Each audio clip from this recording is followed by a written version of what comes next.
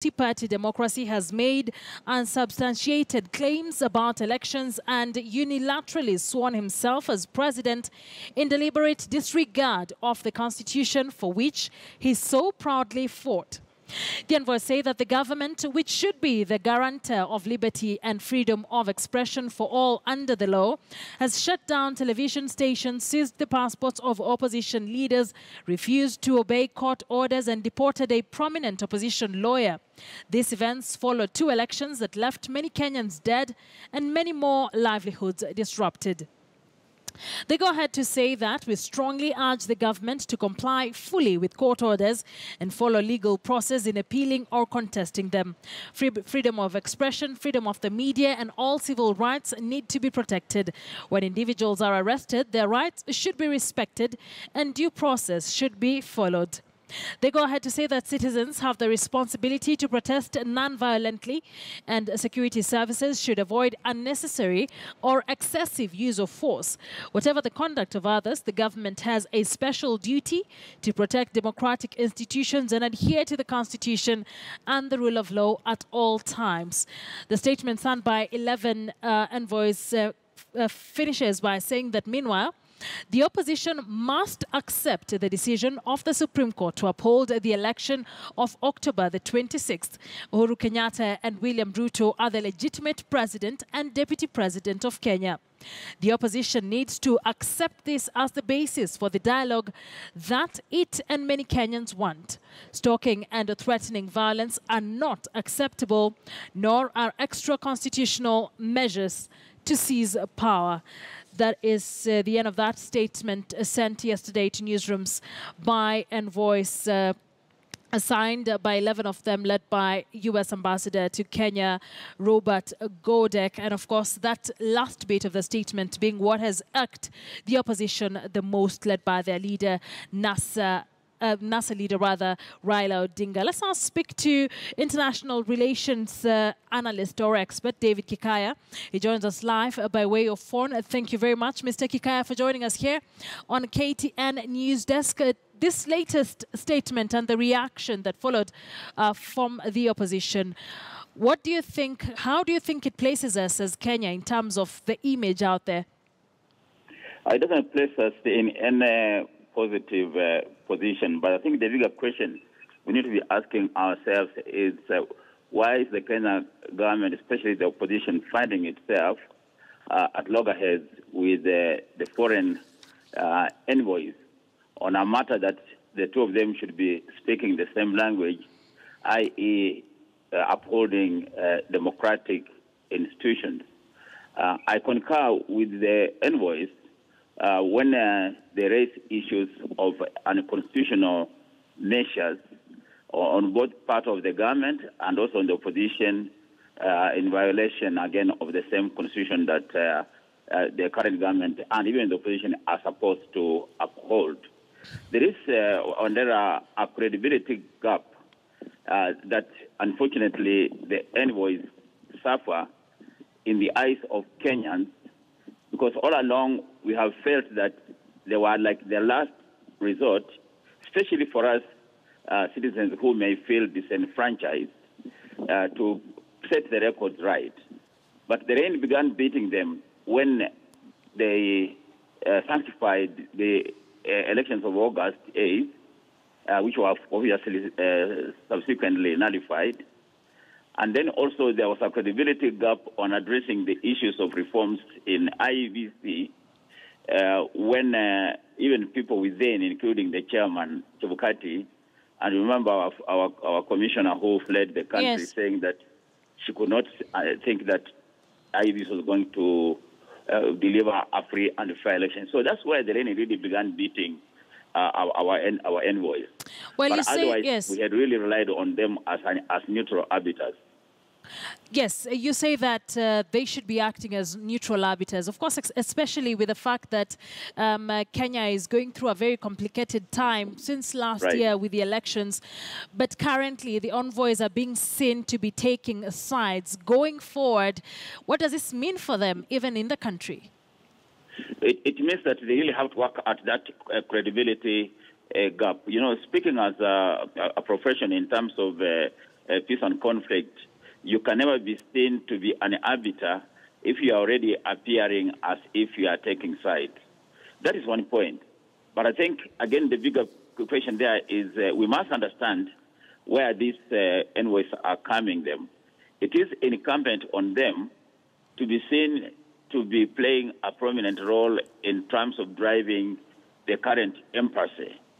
But having said that, on the part of the opposition, I think also the opposition are finding themselves in a quandary, because now what they were calling for is really, they don't really have as much control of it as is now, because the people themselves, let's put it this way, it has had its own image, its own body, its own force, to the point where the people who are at the helm of the opposition now are finding themselves in a very difficult position to convince their followers differently. What I would suggest myself is to perhaps try and assure us, the voters, that there was nothing untoward about the elections.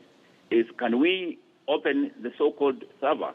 Are we using it as a scapegoat to drive Kenya to the brink of anarchy, or does that server on which the taxpayers' money was spent hiding something that would have given us the truth? I think this is a question that we need to confront and address.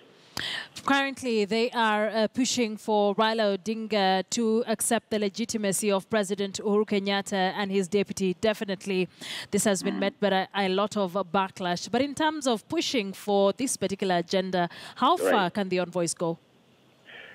In the first place, it is not even Raila to talk about accepting the legitimacy of the current government. Unfortunately, there are many people who feel there is a legitimacy. So even if Raila and the principals were to say yes, they accept the legitimacy, they'll be find themselves on their own. They'll be completely alone. I think what we need to do now is to try and see if we can address the intrinsic issues that make this continuing electioneering atmosphere going on. I would like to advance that the only condition we ought to go by on both sides is that we come to the table without any condition, if I'm making any sense. But of course, we are seeing two sides that have conditions, two sides that continue to push further their goalposts, and those who are coming in as perceived arbiters are not doing really what they are expected to be doing. Where does that leave us as a country, even in terms of the relationship we will have with other nations?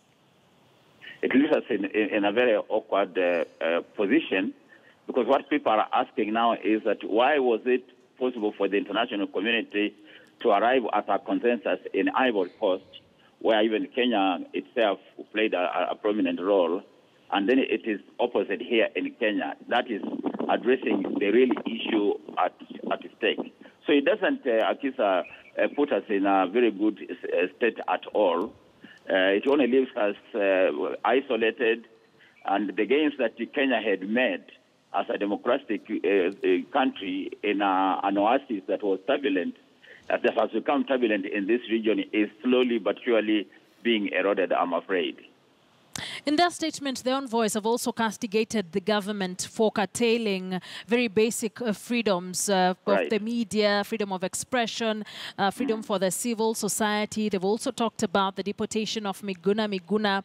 But Kenyans seem to be more irked by what was said about Raila Odinga accepting the legitimacy of this government. Do you think we've also gotten to a point where we are looking at everything politically? Because we're not hearing much noise about what they said about the government.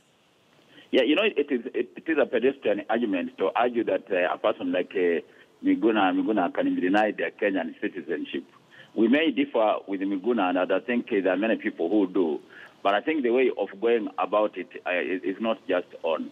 Secondly, the issue of muzzling the press was completely uncalled for. What that did to most Kenyans was to remind them of the dark years of guess who. But more poignantly is the fact that the cameras, you remember, towards the 26th October elections, were kept from places like Kisumu and the slum areas, where we are aware that the police forces committed quite a lot of atrocities. And these have been documented, so I'm not afraid to say so.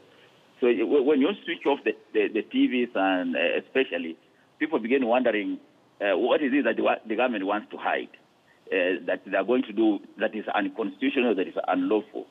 So there is a meeting of points, of minds, by people who really are keen to start dialogue to, as I said, come on the table without any conditions. The only condition is without any condition. Finally, do you think the foreign envoys are interfering too much with Kenya's affairs? No, I must confess, I don't think that they are really interfering.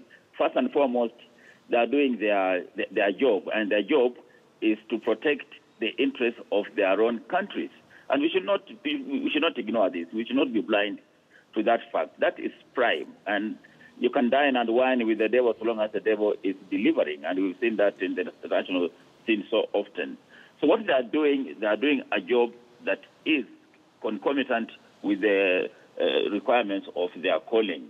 What we need to ourselves now look at, can we come down from the pedestal of brinkmanship, of people saying that unless you do this, we are not doing this, to realize that we are dealing with a colossal problem in this country that is going to bring us not just to the brink, but perhaps into the arena of anarchy, I'm afraid. All right. Thank you very much for speaking to us here on KTN News Desk. That's the voice of David Kikai, an international relations expert, speaking to us about the relationship currently that Kenya has with foreign envoys and the opposition as well. Let's take a quick break. When we get back, we'll be giving you updates on what's happening across our borders. And of course, Robinson Okenya will be in with sports news. Don't go too far.